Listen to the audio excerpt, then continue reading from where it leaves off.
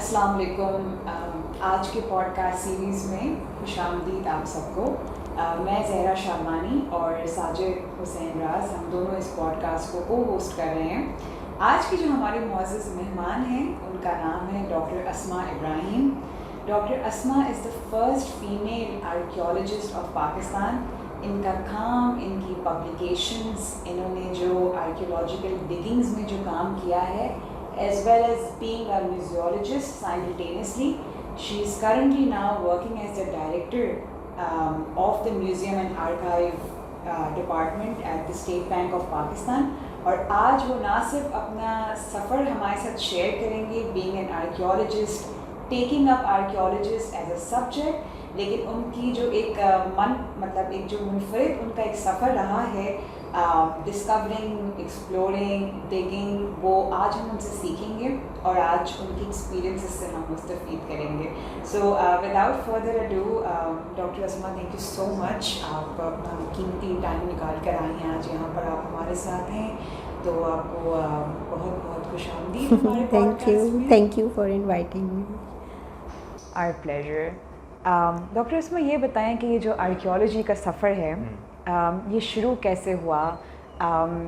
आपकी जो मोटिवेशन है या जो आपकी इंस्पिरेशन है, ये मतलब इसका सोर्स क्या था, इसका सफ़र आगाज़ अगर हम जानना चाहें तो। अच्छा, हाँ काफ़ी पुराना है सफ़र तो। अभी तो I think I am in this field for the last 33 years और सो। तो आगाज़ कैसे हुआ था, तो ये समझें कि स्टूडेंटशिप से जो मुझे याद है कि जब मैं स्टूडेंट थी, I was a science graduate, तो I was studying microbiology, zoology and chemistry DJ science college में। उससे पहले मुझे आर्कियोलॉजी का पता नहीं था, मगर जब हम ये पढ़ रहे थे तो ज़ूलॉजी में आप इनवर्टिब्रेट से शुरू होते हैं, यूनिसेल्युलर एनिमल से, and you come to vertebrate, कैसे एवोल्यूशन हुआ। तो आई वॉज़ वेरी इंक्विजिटिव कि एवोल्यूशन हुआ, हमें पता नहीं है कि कैसे बना इंसान, उसमें मैं इंक्विजिटिव थी। बट फिर उसका कोई जवाब नहीं था बायोलॉजी में हमारे पास ना यहाँ पर। फिर then I asked my teacher कि हम एवोल्यूशन ऑफ मैन पे कैसे काम कर सकते हैं, तो उन्होंने कहा कि इसके लिए तो तुम्हें आर्कियोलॉजी पढ़ना पड़ेगा। और I mean there are two groups of people, जो कोई एवोल्यूशन पे बिलीव करते हैं, कुछ नहीं करते हैं। दैट वाज अनदर एस्पेक्ट कि मुझे और ज़्यादा, जैसे आप यंग होते हैं, आप इंक्विजिटिव होते हैं। तो फिर मैंने पता किया, तो आर्कियोलॉजी पढ़ाई नहीं जाती थी कराची में, अभी तक नहीं पढ़ाई जाती है। 1 साल हम लोग आर्कियोलॉजी ले सकते हैं, और वैसे जनरल हिस्ट्री का डिपार्टमेंट था। तो I left my first passion which was science, and I wanted to go into virology which was study of virus and microbes. तो वो मैंने छोड़ा, बट मुझे लगा कि मुझे इसमें देखना है कि एवोल्यूशन कैसे हुई होगी, कैसे यूनिसेल से multi cell and then invertebrates. तो फिर I had no choice, I had to go to general history department, and I did my masters from there, and I got a gold medal उधर। वो भी एक पूरा struggle था, क्योंकि science के स्टूडेंट्स को आर्ट्स में एडमिशन नहीं देते थे ना। That was one struggle I first faced, and then उसमें फिर मेरे को गोल्ड मेडल मिला था। फिर आई थॉट कि I have to go abroad, वही सब्जेक्ट के एवोल्यूशन ऑफ मैन, तो यहाँ तो पढ़ाई नहीं जाती। तो फिर मैं उसमें लग गई स्ट्रगल में कि मुझे कैसे स्कॉलरशिप मिले, मैं बाहर जाऊँ, फिर मैं इस सब्जेक्ट को पढ़ूँ।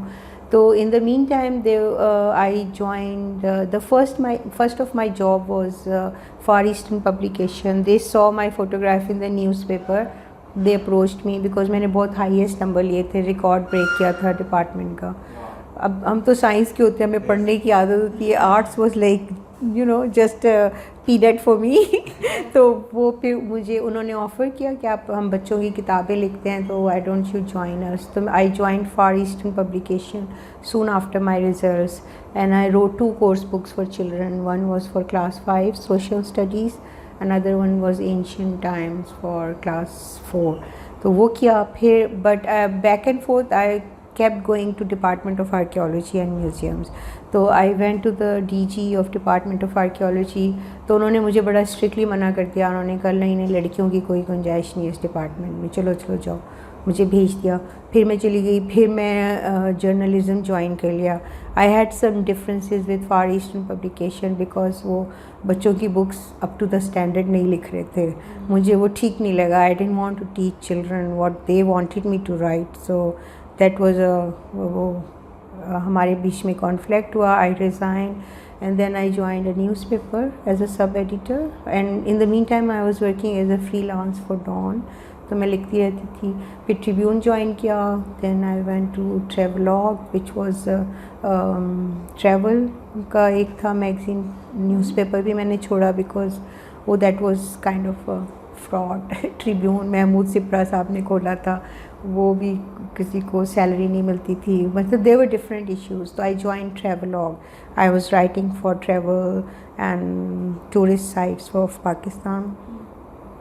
फिर again they in the mean time I went to the department, there was another DG, तो he took me on ad hoc as a assistant curator in 1988 I think 88 या तो फिर उन्होंने मुझे एड हॉक पे लिया, but then they were not taking me on a permanent basis. But in the meantime, in 1989, late 1989, they advertised for assistant director and curator post. So I applied for that through Federal Public Service. So but जब मैं फिर वहाँ interview के लिए गई, मेरा experience पूरा नहीं था। They wanted 3 years experience. But मेरी आदत थी, मैं हर जगह अप्लाई कर देती थी, जहाँ भी पोस्ट देखी तो मैं अप्लाई कर देती थी। तो आई अप्लाइड, ऐसे चलो देखते हैं। तो I went to my teacher कि सर मुझे आप 1 साल का एक्सपीरियंस का सर्टिफिकेट देते, मैंने इधर म्यूज़ियम में काम किया था यूनिवर्सिटी के। ही सेड नहीं मैं नहीं दे सकता हूँ। He refuse. तो but I went there interview में, तो जो secretary of federal public service थे, he was a very nice educated person and he saw those books of mine publish जो हुई थी, कोर्स बुक्स मैंने जो की थी ना क्लास 5 और 4, और फिर मेरा वो काम था जो एडहॉक पे मैंने किया था।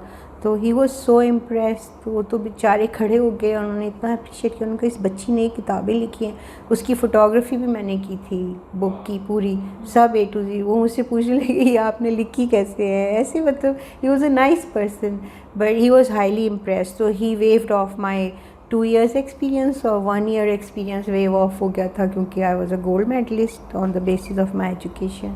तो then I joined this Department of Archaeology and Museums. So the DG was who actually was not, he didn't like me, so he punished me. He sent me to the Exploration and Excavation branch, जो कि एक dungeon type होता था। उधर store होते थे, जितनी खुदाई में पॉटरी आती थी और बोन्स आती थी सारे, वो उसमें स्टोर था। और उसमें कोई खिड़की भी नहीं थी, ऊपर रोशनदान था एक छोटा सा, और वहाँ पे सब आदमी थे, वो भी बेचारे मतलब नॉट एजुकेटेड ऑफिसर टाइप। एक ऑफिसर होता था, तो उन्होंने सोचा ये भाग जाएगी ना यहाँ से, इसको यहाँ पोस्टिंग करते हैं ताकि खुद ही डिस्करेज हो जाएगी। बिल्कुल बंद था, बिल्कुल मतलब आप सोचो वो मट्टी की स्मेल और हड्डियाँ पड़ी हुई पुरानी। बट मेरे को तो वो बहुत अच्छा लगा बिकॉज मेरी तो एक विश थी कि मैं ये सब कुछ देखूँ। स्केलेटन्स मुझे मिल गए जिन पे मैं काम करना चाहती थी, वो सब मैंने साफ़ करके एक जगह में रखे थे। एंड विल यू बिलीव कि वो जब से मैंने साफ़ किए हुए थे, और जब मुझे 2005 में स्कॉलरशिप मिला है full bright for post doctorate, तो मैं वो स्केलेटन्स लेके गई अपने। तो ये एक यंगर जनरेशन के लिए बड़ा मैसेज है कि अगर आप कुछ सोच लें करने की तो आप कर सकते हैं। आप सोचो 88 से मैंने वो रखे थे, 90 से कितने साल हो गए होंगे। 2005 में I got the scholarship and I went to US to work on that. तो हाँ हाँ, and on top of that I was suffering because I was there in the exploration branch। वहाँ पे कभी कोई खातून नहीं थी। जो डायरेक्टर था वो रोज़ मुझे बोलता था, ये पंजाबी थे वो, कुड़ियाँ की जगह नहीं आएगी, जा ब्याह कर ला। तो ये वो रोज़ मुझे बोलते थे कि शादी कर लो जाके, ये लड़कियों के लिए जगह नहीं है, किधर आ गई हो। डेली बेसिस पे I was discouraged and I used to think कि अभी क्या करूँ। मतलब दफ्तर भी जाने का अपनी बहुत डिस्करेज हुए। तो फिर वो चले गए एक्सकवेशन पे, मुझे नहीं लेके गए। आई ट्राइड कि मैं एक्सकवेशन पे जाऊँ, तो मुझे नहीं लेके गए। बट उनकी एब्सेंस में मैंने पूरा एक्सप्लोरेशन ब्रांच, ऊपर भी पूरे फ्लोर पे स्टोर्स थे और नीचे भी स्टोर थे, मैंने सारे स्टोर साफ़ कर दिए, उधर परफॉर्मर्स लगा दिए और जो लोग कभी काम नहीं करते थे उस दफ्तर के, जो मतलब बदमाशी करते थे सारा वक्त, वो सब मेरे साथ काम कर रहे थे। तो when this director came back he couldn't recognise the exploration branch. उसने कहा ये क्या कर दिया इसने, और ये सारे लोग सुधर गए हैं, साफ साफ कपड़े पहन के आ रहे हैं, सब काम कर रहे हैं। So we were excellent working there. तो then this was one of the major work I did. And then in 1990 फरवरी की बात है, तो फ्रेंच मिशन आया था पाकिस्तान में, उसकी हेड एक लेडी थी। तो then I went back to the director general and I said कि सर ये तो खातून है, अब आप मुझे फील्ड में भेज दें, मैं तो एक्सकवेशन करने के शौक़ में आई हूँ। तो उन्होंने कहा नहीं नहीं, लड़कियाँ नहीं जा सकती हमारे मुल्क में। खैर बड़ा डिस्करेज किया, डांटा वांटा। अच्छा फिर बहुत, जब मैंने रोज़ चली जाती थी तो वो फिर उन्होंने कहा अच्छा ठीक है, अपनी अम्मी से अथॉरिटी लेटर लेकर आओ कि अगर कुछ हो गया तो हम लोग ज़िम्मेदार नहीं हैं। तो अच्छा, my mother she didn't know कि आर्कियोलॉजी क्या होता है और मैं क्या करना चाह रही हूँ, but she was with me. उन्होंने कहा हाँ ठीक है, उनको पता था जो मेरी बेटी कर रही है ठीक ही कर रही होगी। बहुत बहुत कॉन्फिडेंस था and she always encourage me. She thought कि ये जो करेगी ठीक ही होगा। तो फिर उन्होंने मुझे अथॉरिटी लेटर दे दिया, फिर डिपार्टमेंट में गई। खैर they allowed me to go, but that was the toughest excavation this lady had in her own life. वो हम सुबह में 4 बजे निकलते थे, फिर इब्राहिम हैदरी जाते थे, वहाँ से कश्ती ली, कश्ती में बैठे, 4 घंटे का सफ़र था रत्तो कोट का कश्ती में। फिर वहाँ पहुँचते थे, कश्ती यूँ खड़ी होती थी पानी में, बिकॉज़ पानी की टाइड ऊपर होती थी, तो ऊपर से छलांग मार के नीचे पानी में पूरा गीले। और फिर 1 घंटे की वॉक थी फोर्ट्रेस तक, मड इतना था इधर तक, और पाँव में वो लगता था ना सीपियाँ टूटी हुई, तो सब खून खून निकल आता था। तो वो जो फ्रेंच लेडी थी उसने कहा ये मेरी ज़िंदगी की सबसे टफ़ एक्सकवेशन है, और अगर तुमने ये एक्सकवेशन कर ली तो तुम बन जाओगी आर्कियोलॉजिस्ट। तो फिर खैर I did that for 1 month, और पूरा इब्राहिम हैदरी से गुज़र के वो मछलियों की बदबू वो जो सुखा रहे होते हैं, और फिर ये सारा सफ़र हमने 1 महीना वहाँ एक्सकवेशन की। And that was the first ever excavation I did. And after that I worked in Indus Delta for about 15 years, documented all the fortresses there. जूना शाह बंदर पे भी खुदाई की, फिर पब्लिश किया। फिर I discovered this underwater city during my work at Bambor. So then after this underwater city we came to realize, and I always had this thing in my mind कि भंबोर और देबल 2 अलग अलग साइट्स थी, जो कि अभी तक हिस्टोरियंस को पता नहीं है। सब भंबोर और देबल एक ही को बोलते हैं। तो वो रीज़न था कि फिर then I apply to Sindh government कि हमें इसमें री एक्सकवेट करने की ज़रूरत है और इसको स्ट्रेटिग्राफिकली पढ़ने की ज़रूरत है साइट को, बिकॉज़ उसकी जो एक्सकवेशन हुई थी 1950s में, वो डिपार्टमेंट ने डिटेल में नहीं छापी थी। मतलब स्ट्रेटिग्राफी हम बोलते हैं, जो लेयर्स होती हैं डिफरेंट टाइम पीरियड की ना, वो नहीं थी, और छोटा सा उन्होंने ब्रोशर छापा था 40 पेजेस का। सो that was not enough. So I did that, and coming back to the Department of Archaeology and Museums, I was transferred to the National Museum after that in 1994. So 4 years I worked there. Then I was transferred to National Museum because there was this another Director General who actually we had some issue, and then I filed a case of sexual harassment on him. And वो भी एक कोई अनोखी चीज़ थी उस ज़माने में 93-94 में, सेक्शुअल हरासमेंट नोबडी न्यू कि क्या होता है at work place. So I took a leave for 1 year and I really face tough time being a lady. मतलब मैं तो यंग लड़की थी उस वक्त, तो nobody believed me. They all said ये ऐसे कपड़े पहन के आती है, ऐसा मेकअप करती है, इसलिए इसको ऐसे है। और जैसे कि करेक्टर, हाँ, लड़की को ही हमेशा ब्लेम करते हैं ना।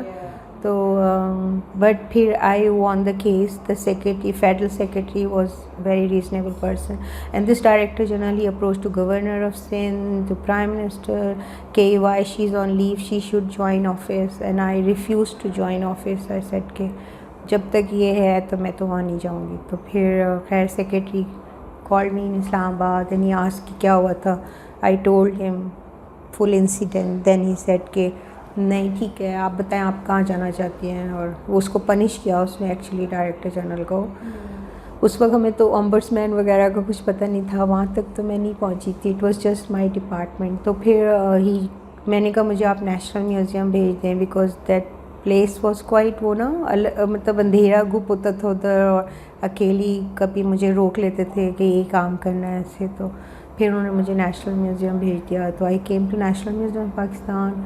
There I worked as a curator numismatics and I did the digitization of the data, catalogues वगैरह बनाने में लग गई। तो 88 में कोर्स हुआ था डॉक्टर दानी का, लाहौर म्यूज़ियम में। तो मैं उस कोर्स में गई थी। फिर उन्होंने मुझे जब कॉइन्स सिखा रहे थे तो मैं उसमें भी बहुत अच्छी थी। फिर उन्होंने मुझे फ़र्स्ट पोजीशन दी थी उस कोर्स में, यानी ही सेट के जब तक तुम्हें स्कॉलरशिप नहीं मिलता तो तुम यहाँ पर पीएचडी कर लो, क्यों टाइम ज़ाया कर रही हो, तुम इतनी अच्छी हो कॉइन्स में और मैं तुम्हारा सुपरवाइज़र बनूँगा। तो मैंने कहा ठीक है, हालांकि मुझे कॉइन्स बिल्कुल पसंद नहीं थे, बट फिर मैंने कहा चलो टाइम ज़ाया करने से कोई फ़ायदा नहीं है। तो I studied that numismatics through doctor Dani and I did my PhD in Indo Greek coins, जिसके वो स्पेशलिस्ट थे। and I discovered about 35 Indo-Greek rulers in Sindh and Balochistan on the basis of coins, and I discovered a fortress of Alexander the Great in Gujo, जहाँ पर उसने अपनी armies divide की थी through sea and through land. So there is a fortress of Alexander there.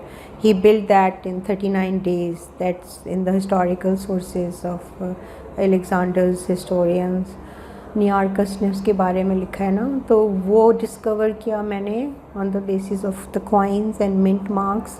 फिर I wrote the history of Greeks and their descendants in Sindh and Balochistan after deciphering those coins. So I did my PhD in that, and in the meantime I kept working in the museum. Then came a mummy, I think in the year 2000 में था, या mummy आई थी, एक fake mummy थी। मैं national museum में ही थी, Persian mummy थी। वो कोई बंदा दिखा रहा था प्राइवेट गैदरिंग में उसकी मूवी, और उस वक्त पुलिस समझी कि वो सोने की है, बिकॉज उसने सोने का पूरा मास्क पहना था, ताज पहना था, और यहाँ पर भी सोने की प्लेट लगी हुई थी।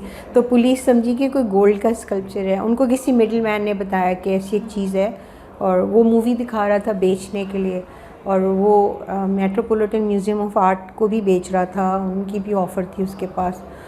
तो फिर ये लोग बलूचिस्तान गए। इन्होंने, सिंध पुलिस बलूचिस्तान में नहीं जा सकती है, रेड नहीं कर सकती। तो बट इन्होंने कोई केस बनाया, they went there, they got the mummy with the coffin. वो कॉफिन के अंदर थी, इनको तो पता नहीं था कि वो स्कल्पचर है या मम्मी है।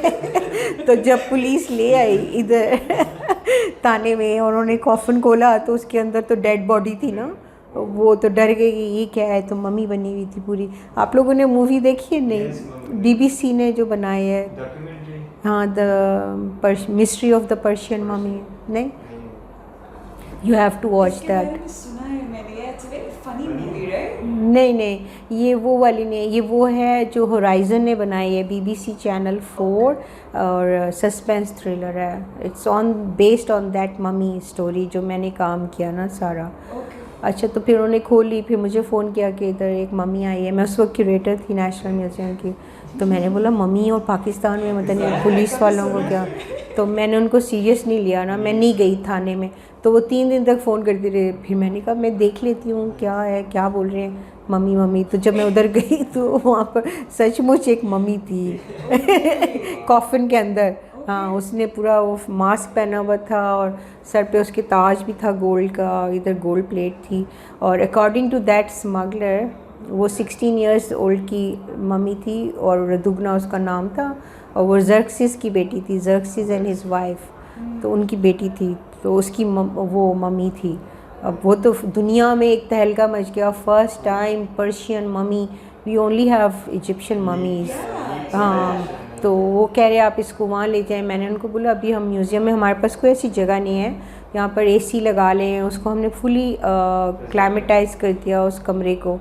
तो पुलिस ने एसी वेसी लगा के उसको रखा था। फिर हमने उसको पूरा स्टडी किया, जो बेसिक स्टडी मैं कर सकती थी, रिलेटिव डेटिंग। तो फिर उसके बाद we were ready to bring it to national museum, जब तक हमने वहाँ कमरा तैयार किया।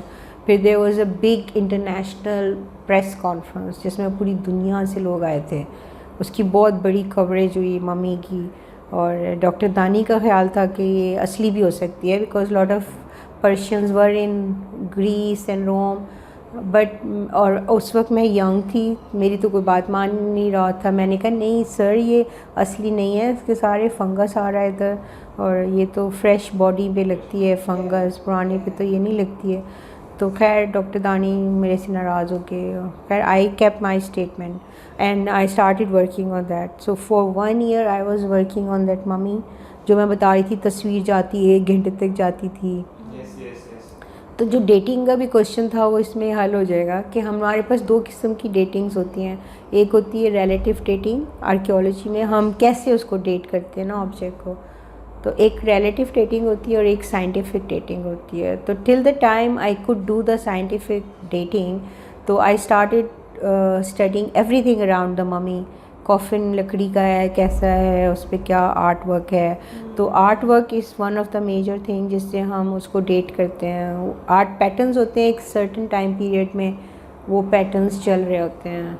अब जैसे like we are sitting here, this kind of architecture is very much this time period architecture. If you see this after 60 years you will know कि ये 2022 में इस किस्म का आर्किटेक्चर होता था।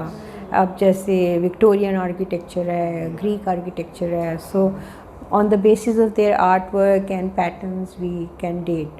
तो एक चीज़ ये थी। और दूसरा उसकी कॉफ़िन के ऊपर जो पैटर्न्स बने हुए थे वो थे, तो सब कुछ उसने पर्शिया का ही लिया था, पर्सिपोलिस का। बट ऑफ कोर्स जो भी फेक चीज़ बनाते हैं वो कहीं ना कहीं मिस्टेक कर लेते हैं। तो जो उसके ऊपर, एक तो हमें कभी यूनिफॉर्म राइटिंग लकड़ी के कॉफ़िन पे नहीं मिली है अभी तक हिस्ट्री में, वो एक यूनिक चीज़ थी। तो मैं उसकी तस्वीरें खींच के इटली में एक ओरिएंटल स्टडीज़ डिपार्टमेंट था उसको भेज रही थी। और मैंने in the mean time I learned cuneiform writing and cuneiform language to learn to decipher that cuneiform on the coffin and on the chest plate. तो वो भी मुझे सही नहीं लगी, बिकॉज़ वो मुझे लगी कि वो रीसेंट टाइम की पर्शियन थी which he wrote in cuneiform। Cuneiform was an ancient script of Persia।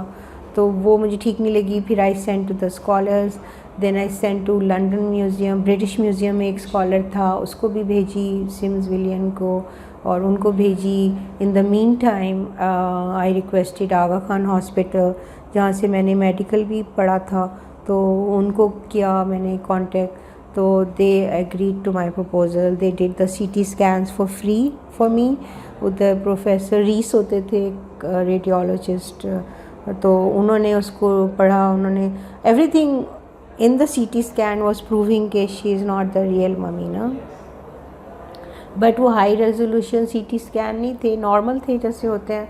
तो मगर उसका पूरा यहाँ से लेकर यहाँ तक कटा हुआ था स्टर्नम, जो कि यूजुअली मम्मीज़ में नहीं होता। मम्मी में वो इधर सुराख करते थे और बॉडी ऑर्गन्स निकालते थे। Then her brain was taken out through her nostrils, जबकि वो नहीं सॉरी उसका ब्रेन यहाँ से निकाला हुआ था सुराख करके, और वो वैसे यूजुअली नॉस्ट्रल से निकलता था ना, वो गोल गोल घुमा के निकालते थे ब्रेन। तो काफ़ी चीज़ें थी। और फिर उसकी गर्दन पे एक लग रहा था कि शार्प ब्लो है, may be this lady was murdered. So that created already जो हमारा डाउट था उसको उसने कुछ कंफर्म किया। तो इन the mean time daily BBC was in contact with me daily। they used to call me and talk to me for about 1 or 2 hours कि मैं क्या कर रही हूँ। उनको पूरी डेली रूटीन बताती थी, आज ये क्या। तो इन the mean time I made a chamber for her, special chamber. वो स्टक हुई थी, उसके साथ ना रीड मैट था कॉफ़िन के अंदर, और बिल्कुल चिपकाया हुआ था उसको, बहुत किस्म की कोई गम थी उससे उन्होंने चिपकाया हुआ था बॉडी को। तो अब ख़तरा ये था कि अब जब हम बॉडी खींचेंगे तो ये टूट जाएगी ना। तो अब उसको कैसे निकालें, वो भी एक पूरा प्रोसेस था। काफ़ी दिनों का रिसर्च की मैंने कि कैसे निकलेगी। खैर वो चादर के थ्रू हमने निकाली। फिर उसको निकाल लेंगे तो उसको रखेंगे कहाँ, बिकॉज़ ऑक्सीजन से उसको फफूंदी लगती जा रही थी और फंगस। तो मैंने डिज़ाइन किया एक चैम्बर, ग्लास चैम्बर, ग्लास का पूरा ऊपर का बनाया था और उसमें एक तरफ से ऑक्सीजन निकल रही थी और दूसरी तरफ से नाइट्रोजन आ रही थी, 2 पाइप लगाए उसके अंदर। तो and British oxygen company coordinated with me, they were sending me cylinder of nitrogen every day। हाँ, तो सिलेंडर उसमें वो नाइट्रोजन डालती थी मैं, वो निकलता था। Then we took it to Aga Khan for this CT scan. वो हो गया कि ये नहीं है, ये फेक है। फिर उधर से इन द मीन टाइम यूनिफॉर्म का भी कंफर्म हो गया कि वो ठीक नहीं है, वो रीसेंट पर्शियन है, पर्सिपोलिस से ली गई है। और वो जो फूल बनाए हुए थे उसके कॉफिन पे, उसमें पेंसिल मार्क्स नज़र आ रहे थे। तो of course she couldn't be 500 BC जब पेंसिल ही नहीं थी। So everything around mummy came out to be fake. And then I told BBC के नाउ आई एम श्योर कि शी इज़ फेक। तो उन्होंने पूछा कि आप क्या करना चाहती हैं। मैंने उनसे कहा मैं इसकी साइंटिफिक एनालिसिस करना चाहती हूँ। तो फिर उन्होंने कहा कि ठीक है, हम फोरेंसिक पैथोलॉजिस्ट ऑफ़र करते हैं and then we will sponsor your half of the project, जो कि साइंटिफिक एनालिसिस है। तो वो हो गया। बट पुलिस इस सारे टाइम में पुलिस मेरे साथ थी और वो चाहती थी कि मैं उसको फेक डिक्लेयर नहीं करूँ, क्योंकि ज़ाहिर है उनका भी लॉस था। स्मगलर था बहुत बड़ा, बहुत ख़तरनाक किस्म का। तो वो भी था, रिकी नाम था उसका। ही वॉज वो पश्तो था, बट ईरान के बॉर्डर्स पे कोयटा में रहता था। तो खैर बट फिर BBC टीम ने कहा ठीक है, हम फोरेंसिक पैथोलॉजिस्ट लेकर आते हैं। ठीक, तो अब मैं पुलिस IG साहब के पास मीटिंग हुई कि फोरेंसिक पैथोलॉजिस्ट आ रहा है, इसको दोबारा आगा खान लेके जाना है, इसकी ऑटोप्सी करनी है, ऑटोप्सी से हम प्रूफ कर सकते थे। तो फिर we were discussing that, suddenly few officers of police said के औरत की ऑटोप्सी जो है वो मर्द नहीं कर सकता पाकिस्तानी कॉन्स्टिट्यूशन के हिसाब से। तो अभी एक अनदर इशू, अब वो बंदा जहाज़ में बैठ चुका था, वो चल पड़ा था उधर से। तो अभी पुलिस IG मुझे जानते थे थ्रू सम फ्रेंड्स। तो ही सेड के इस लड़की की मदद करनी है तुम लोगों ने जैसे भी हो। अब फोरेंसिक पैथोलॉजिस्ट तो जहाज़ में बैठ चुका है, वो वापस नहीं जा सकता। तो खैर दे थॉट कि अब ये करेंगे कि मूवी में ये आगे आगे रहे, मैं और वो फोरेंसिक पीछे पीछे रहे। लगे कि पूरी ऑटोप्सी मैं कर रही हूँ ना। तो फिर then we took it to Aga Khan again and then we did 1 mm का CT स्कैन। वो भी BBC ने स्पॉन्सर किया, फोरेंसिक पैथोलॉजिस्ट का भी। But before taking it to that there was a delegation from Iran. वो आए देखने, अपने वो कह रहे हमारी मम्मी है, हमें वापस करो। खैर उनको मैंने कन्विंस किया कि ये फ़ेक है, आप ले जाओगे तो कोई फ़ायदा नहीं है, वो समझ के। फिर somebody suggested our secretary कि आप इजिप्शियन आर्कियोलॉजिस्ट बुलाओ जो ममीज़ पे काम करते हैं। फिर then I spoke to my secretary, I said sir वो फ़ेक है और हम ये प्रूफ करेंगे कि हमारे पाकिस्तान में कोई स्कॉलर ऐसा नहीं था कि जो जानता हो कि ये फ़ेक है, आप इजिप्शियन को बुलाएंगे तो बहुत बेइज्जती की बात है। तो खैर माई सेक्रेटरी अंडरस्टूड, से ठीक है do whatever you want to. तो ये एक मसला हल हो गया। फिर BBC आ गई पूरी टीम, उनका एक एक बंदा एक एक कंट्री से था, स्पेशलिस्ट, साउंड स्पेशलिस्ट, कैमरा वाला, लिखने वाला। तो फिर एंड वक्त पे डिपार्टमेंट ऑफ आर्कियोलॉजी सेट के हम अगर ये दे देंगे और अगर असली निकल आई ऑटोप्सी के बाद तो कौन ज़िम्मेदार होगा, who will pay to the smuggler. हाँ, बिकॉज़ वो तो कह रहा है ये 1 बिलियन रुपीज़ की मम्मी है, 60 करोड़ की तो वो बेच रहा था। तो मैंने कहा कि अब आपने टीम पूरी बुला ली है लोग, मतलब मुल्क की इतनी बेइज्जती है, पूरी टीम आ चुकी है BBC की, अब आप बोल रहे हो कि मम्मी नहीं देनी है, तो आप पहले ही बताते ना कि ये इशू है। तो खैर बहुत बहस हुई, they were like all man on top of me and I was sitting on the phone. फिर मैंने एक अथॉरिटी लेटर लिख के दिया कि अगर ये मम्मी असली निकली तो मेरी ज़िम्मेदारी होगी। तो for the sake of our country I don't want this thing कि अब इस वक्त जब सब कुछ हो गया है तो हम उनको मना करते हैं। तो फिर मैंने वो लिख के दिया। तो फिर they told me to take the mummy with the coffin. Department ने दे दिया मुझे, वो 8 लोग उठा सकते थे, इतना भारी कॉफिन था। When you will see the movie ना तो आप लोग देखोगे। तो वो मुझे दे दिया। BBC को समझ नहीं आ रही हो क्या रहा था, मैंने तो उनको बाद में बताया ना। उन्होंने कहा कि मम्मी को वापस नहीं लाना है नेशनल म्यूज़ियम में, इसको अपने घर ही ले जाना। तो फिर खैर वो हाँ हाँ बहुत बहुत I couldn't sleep for 3 nights.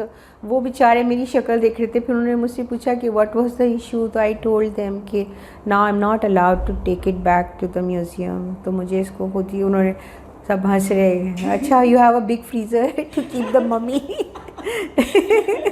बेचारे वो जोक कर रहे थे, but they were very serious. They offered me कि अगर if you want to come to England तो आप इधर आ सकते हो, हम आपको रेजिडेंसी देंगे। बट खैर नहीं, मैंने बोला मुझे ज़रूरत नहीं है, आई डील विद दिस। खैर उसकी ऑटोप्सी हो गई, फिर अब इशू हुआ कि इसको कहाँ रखा जाए, डेड बॉडी को। डेड बॉडी हमने निकाल ली and I was right, she was a fake, she was murdered and there was a powder in her stomach and in her brain. तो वो तो सब प्रूफ हो गया और वो साइंटिफिक एनालिसिस के लिए भी चला गया। अब डेड बॉडी को क्या करें, उसके अंदर से निकली ना डेड बॉडी, उसका पूरा शेल था, वो जो पट्टियों से बनाते हैं, उसके अंदर से असली औरत की डेड बॉडी निकली। She was 63 years old and she was murdered and there were 2 more in that house. BBC वाले जब गए थे इंटरव्यू करने उससे, रिकी से, तो उधर और थे, जर्कसिस और उसकी बीवी की बॉडी भी थी।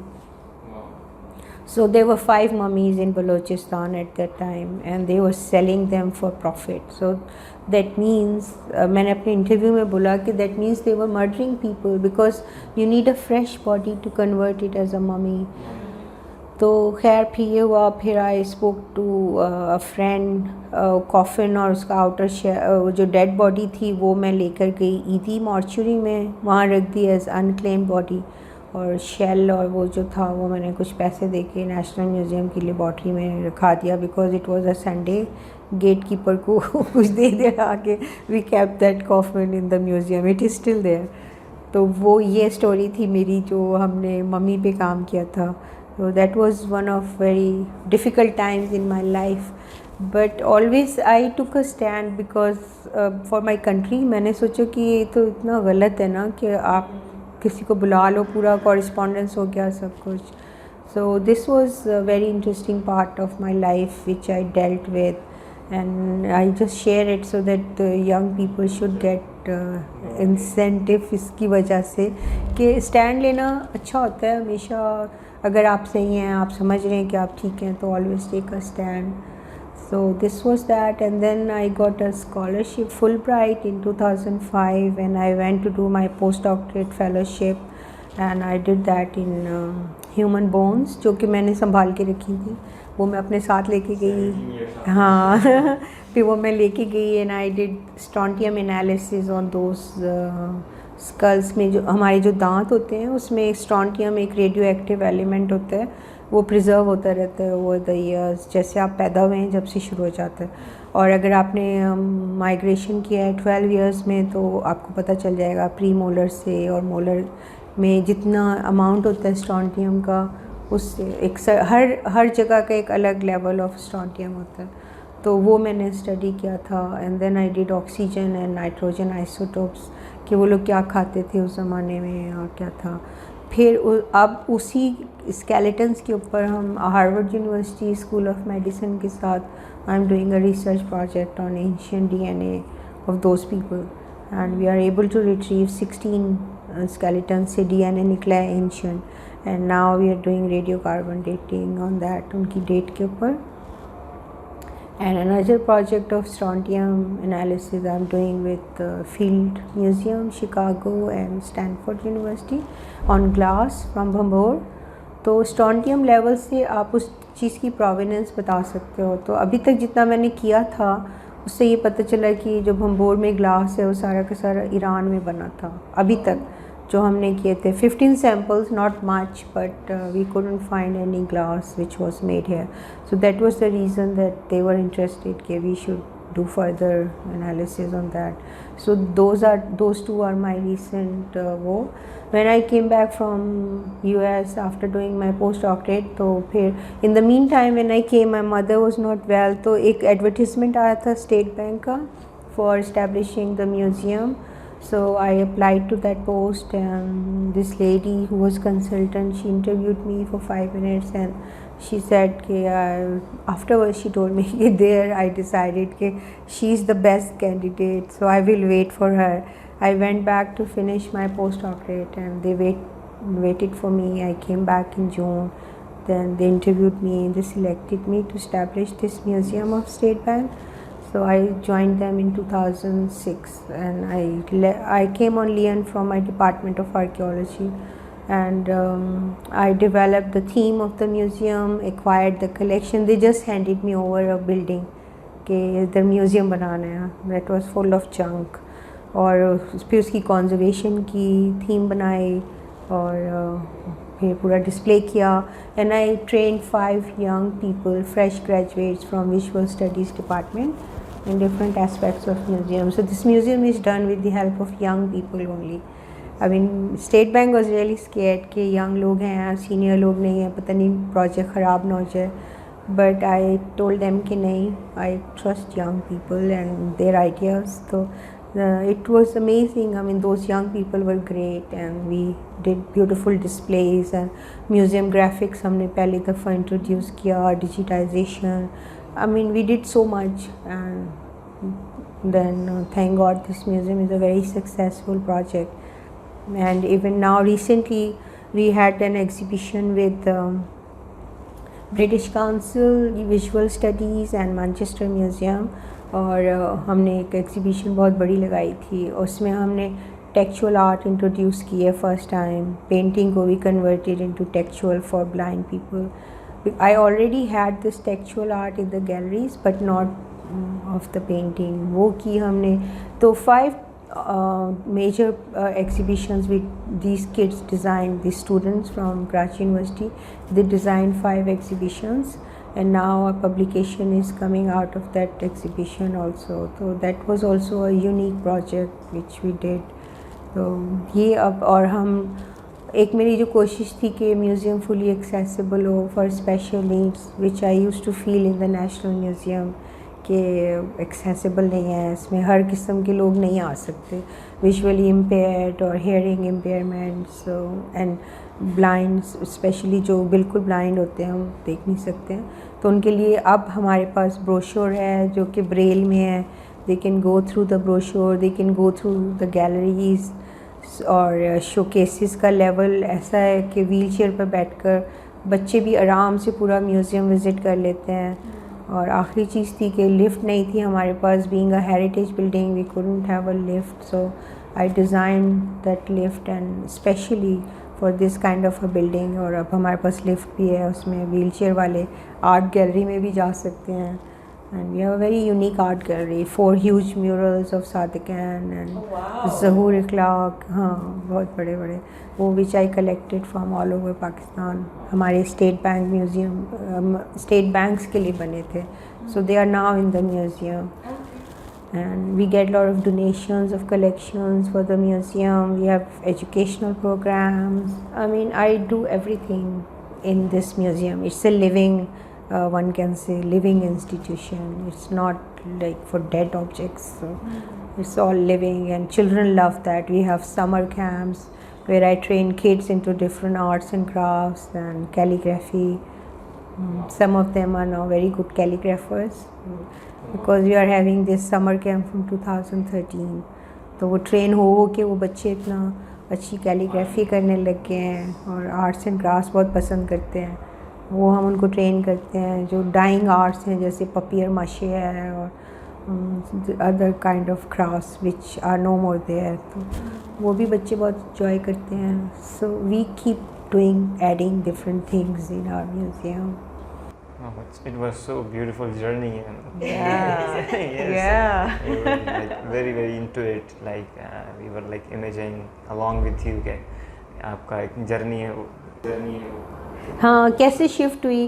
फिर मैं कॉन्जर्वेशन की तरफ भी चली गई. अभी हम फ्रेयर हॉल की कॉन्जर्वेशन कर रहे हैं. This is the 3rd project through AFCP which is American fund for cultural heritage.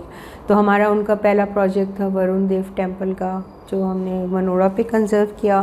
फिर they really appreciated our work. Then we did the second one, Indus Valley School of Art and Architecture. उसका पत्थर टूट के गिर रहा था, वो building हमने कंजर्व की. अब हम फेयर हॉल पे काम कर रहे हैं.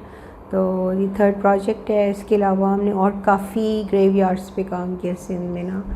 और आई documented about 300 graveyards, stone carved graveyards along with one of my other colleague। और पता नहीं हम लोगों ने कभी संडे को छुट्टी नहीं की, फार ऑफ एरियाज़ में जाते थे, सिंध और बलूचिस्तान में, और वो डॉक्यूमेंट किया। फिर we work on Makli for several years, एक एक कब्र को डॉक्यूमेंट किया।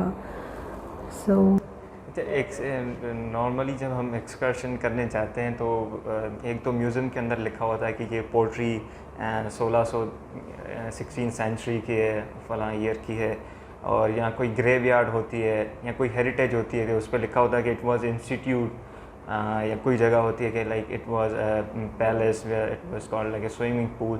तो ये किस तरह एक आर्कियोलॉजिस्ट जो होता है वो आइडेंटिफाई करता है कि ये जगह स्पेशली ये यहाँ पे ये होता था, या ये जो पोट्री है या ये जो गैजेट्स हैं इतने पुराने हैं, तो उसका अंदाज़ा किस तरह लगाया जाए? जैसे मैंने अभी बताया था कि हम रिलेटिव डेटिंग करते हैं, वो तो पैटर्न से करते हैं। अब अगर आप कहीं पर भी पीपल लीफ देख रहे हैं तो आप फ़ौरन समझ जाएंगे कि ये इंडस वैली है।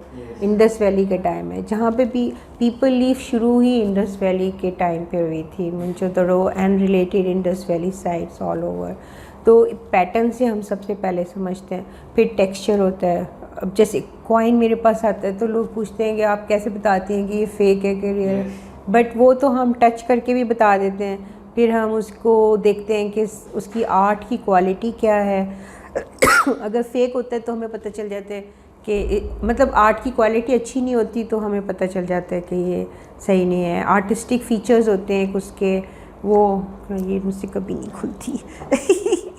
तो उसके ये हम रिलेटिव डेटिंग करते हैं। अगर हम श्योर नहीं है कि रिलेटिव डेटिंग से कंफर्म नहीं हो रहा कि ये क्या है डेट इसकी, तो फिर हम साइंटिफिक पे जाते हैं, और जो रेडियो कार्बन डेटिंग होती है वगैरह वगैरह। और इन सीटू का मतलब होता है कि ये इस जगह से मिली थी, अगर वो आपको वहीं पे पड़ी हुई है चीज़। तो इन सीटू मीन्स कि वी एक्सकवेटेड। जब हम एक्सकवेट करते हैं तो मैंने बताया था जैसे डिफरेंट टाइम पीरियड्स होते हैं, तो उसकी लेयर्स होती हैं। जब आप खुदाई करते हो, नीचे तक जाते हो वर्जन सॉइल तक, तो लेयर्स आपको नज़र आती हैं, और हर लेयर में वो भी कोई लेयर्स भी थाउजेंड्स ऑफ ईयर्स की होती है। एक लेयर अगर 2 फीट है, 3 फीट है, उसमें बिल्कुल डिफरेंट काइंड ऑफ पॉटरी आपको मिल रही होती है। समटाइम्स एक बिल्कुल लेयर होती है जो कार्बन होता है, उसका मतलब होता है कि यहाँ ये आग लग गई थी, फिर लोगों ने ये जगह छोड़ दी।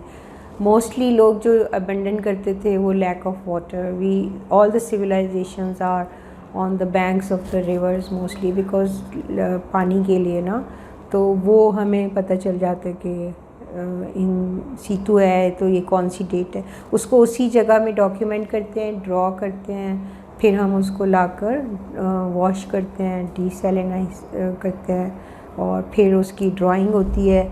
एक पॉट शर्ट से आप पूरा पॉट बना सकते हो कि इसकी क्या शेप थी। जी, वो स्पेशल ट्रेंड हमारे ड्राफ्ट्समैन होते हैं, अभी भी होता है। हमने अभी एक लड़के को भी ट्रेन किया था भंबोर में।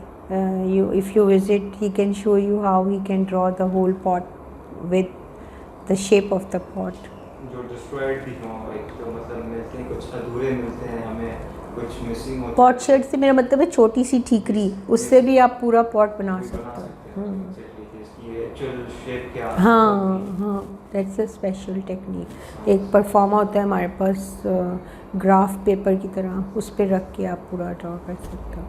तो ये टेक्निक्स होती हैं। और आर्किटेक्चर का तो हमें पता चलता है, जैसे अगर हम खुदाई कर रहे हैं, डिफरेंट कमरे निकल रहे हैं, कोई हमें उसकी जो चीज़ें वहाँ पे पड़ी हुई हैं, एक तो उससे भी पता चल जाता है। अब जैसे किल्न है, हम किल्न किस बेसिस पे कहते हैं कि वहाँ पे रेजिड्यू होता है पॉटरी का, जली हुई पड़ी हुई होगी, आपको मिल जाएगी क्ले और टूटे फूटे बहुत सारा जंक मिलेगा, तोड़ तोड़ के उधर ही पॉटर फेंकता रहता है ना यूजुअली, उससे पता चल जाएगा।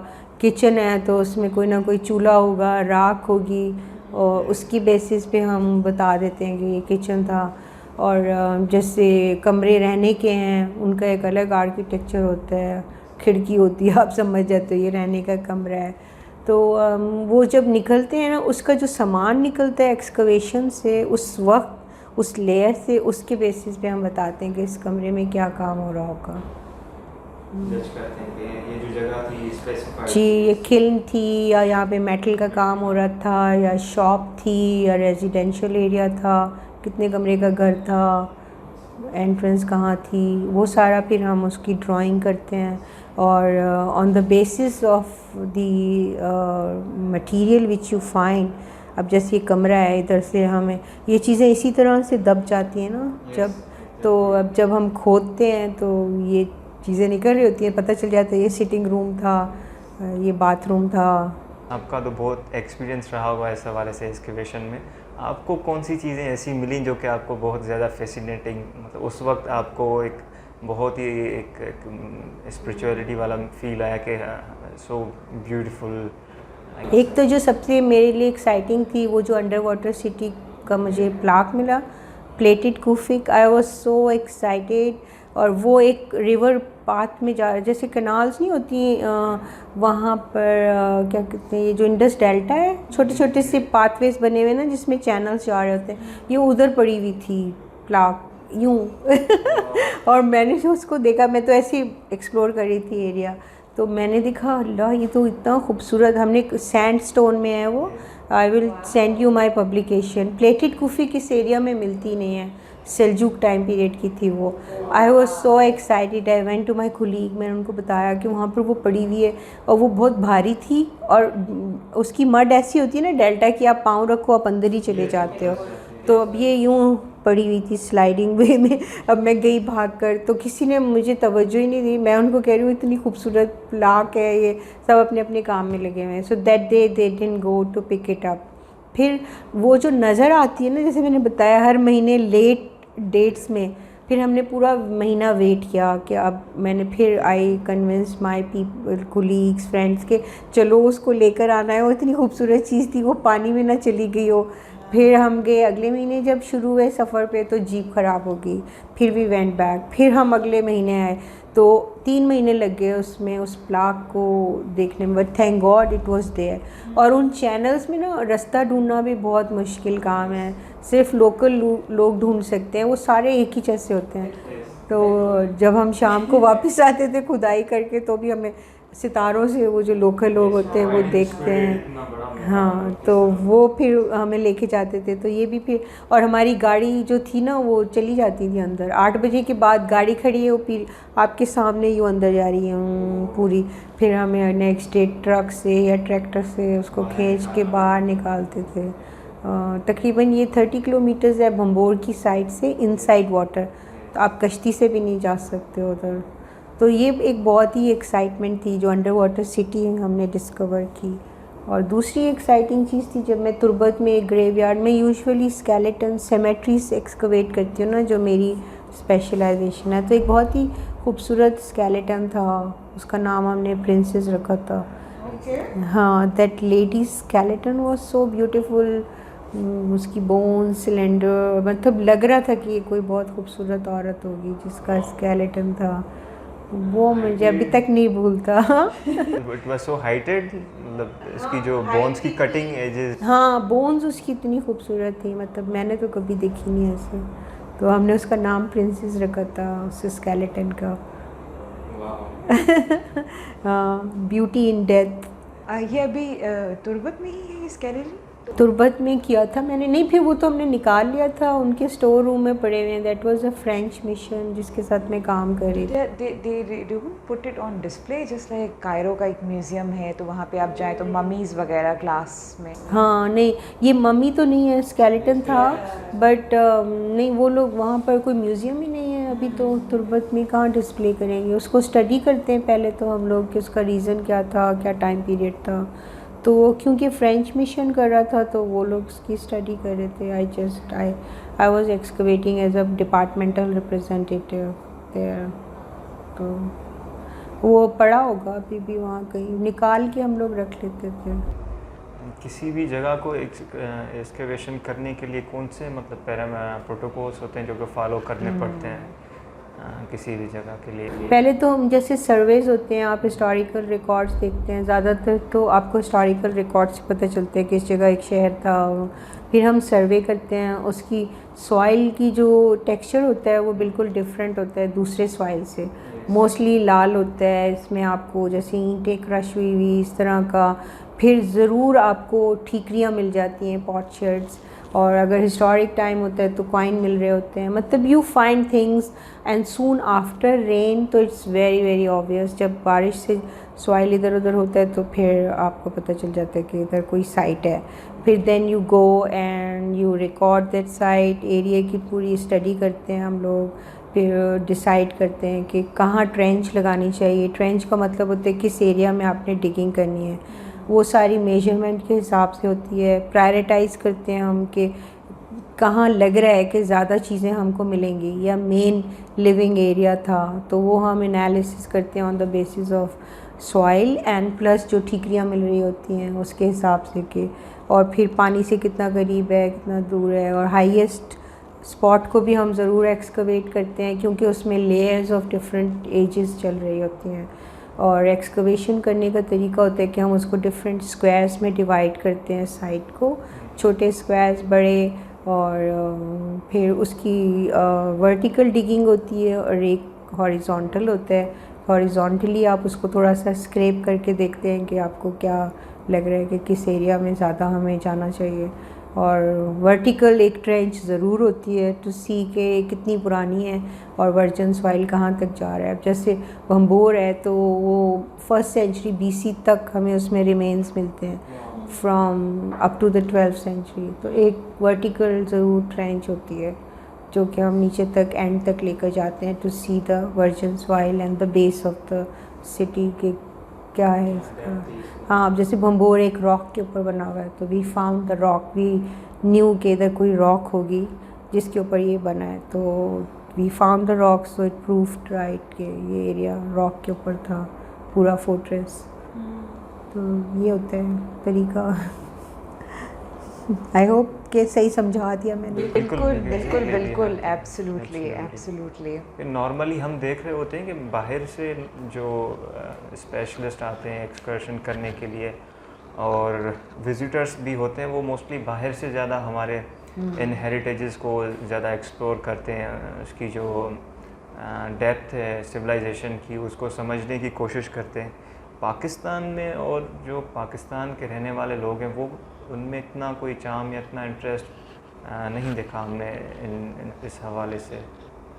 मतलब स्टडी करने के लिए, यस स्टडी है सब्जेक्ट के लिए, इवन एक्सप्लोर करने के लिए भी as a tourist point of view से भी ना हमें, हम लोग तो ज़्यादातर बाहर चले जाते हैं ना घूमने फिरने के टाइम में। तो एक बड़ा इसका जो मैं समझती हूँ कि हमें ज़्यादा म्यूज़ियम्स बनाने चाहिए ताकि यंगर जनरेशन को कुछ पता चले कि म्यूज़ियम में क्या चीज़ें हैं। फिर वो इंक्विजिटिव होते हैं कि ये हमारी सिविलाइजेशन इतनी पुरानी थी तो ये कहाँ थी। फिर ये सब्जेक्ट ज़रूर हमारी करिकुलम में होना चाहिए और हमारी साइट्स के बारे में होना चाहिए। अब तो बिल्कुल ही चेंज हो गया, आप शुरू इस्लामिक से करते हो, बट अब जब हमारे म्यूज़ियम में लोग आते हैं, we have a history from 600 BC up to now and not a single year is missing in coinage. तो एक कॉइन 600 BC से शुरू हुआ है, फिर 500, 4, 3, 2 and you find over stamping of coins. So उससे आपको कोई डाउट ही नहीं रहता कि इस डायनेस्टी के बाद कौन सी डायनेस्टी। ग्रीक्स आए, फिर सीथियंस आए, फिर पार्थियंस आए, then Kushano Sasanian, Hindu Shahi, and then on the basis of coins I came to know there were 4 queens in Kashmir. They ruled 100 years in Kashmir, female rulers. Yeah, so और फिर then pre-Islamic coinage ends at Hindu शाही। जब गजनवीज आए तो उन्होंने उसको over stamp किया with the word अदल। देवनागरी और संस्कृत चल रहा था। So for some time they used to use the same coins not to offend the local people. तो ये सब चीज़ें हमें कोर्स में नहीं पढ़ाई जाती बच्चों को।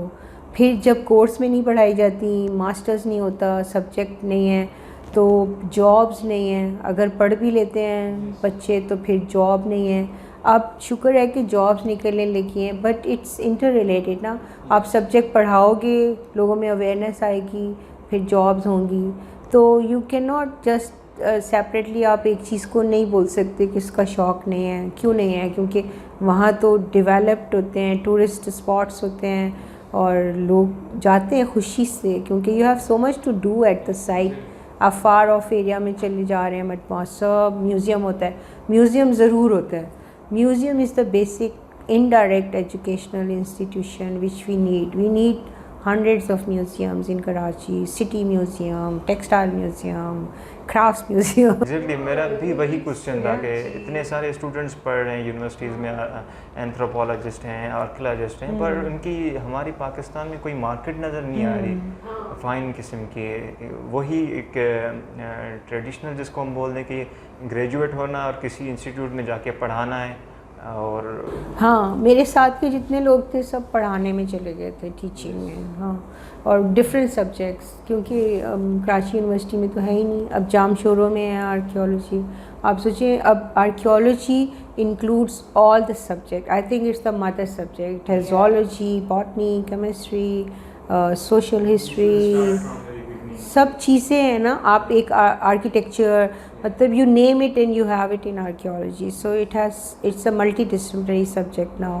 तो we should take it up like this. We should include more science into archaeology. It's no more a romantic subject कि बैठ के ऊपर सब बता देते थे ये था। अब तो सब we have to restudy all those sites and their material on the scientific ground, और साइंटिफिक एक्सकवेशन करनी चाहिए जैसे हम भंबोर में कर रहे थे। तो ये सब चीज़ें इट्स एक्चुअली हमारे लेवल का काम नहीं है। It's a higher level and it should trickle down. It needs a policy कि आपकी एजुकेशनल पॉलिसी चेंज होने की ज़रूरत है कि आपको प्री इस्लामिक को भी इंक्लूड करना है ना। मेरे म्यूज़ियम में लोग आते हैं वो इतना हैरान जो अच्छा मुसलमानों से पहले भी लोग थे। तो ये क्वेश्चन अभी टीचर्स कर रही होती हैं, उनको पता नहीं है मुसलमानों से पहले भी लोग थे, दुनिया थी। फिर मैंने कराची की स्टोन एज पे काम किया है। तो we have like 2 million years old stone tool.